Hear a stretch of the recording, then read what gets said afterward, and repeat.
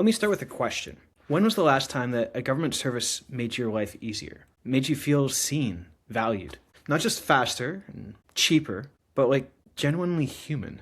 A new blog series by Becky Miller is making waves right now across the UK by surfacing an uncomfortable truth. We've spent the last decade designing humans out of public services, and now we're starting to feel the cost of that. Becky begins by acknowledging something important.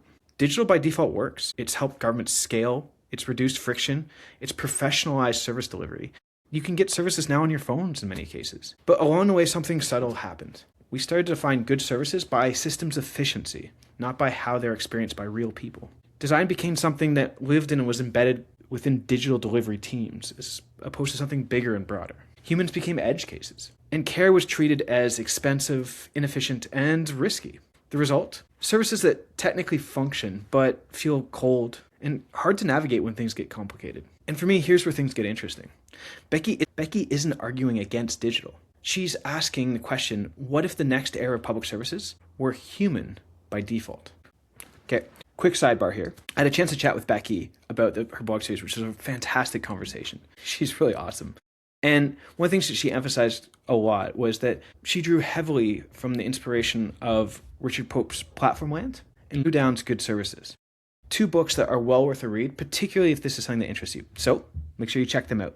All right, back to Becky. To do this, she draws on a crucial distinction between transactional services and relational services. For simple linear tasks like updating your passport, your driver's license, digital self-service is brilliant. But for services that are more complex, high risk, more personal, people don't just need answers. They need reassurance, they need fairness, they need dignity.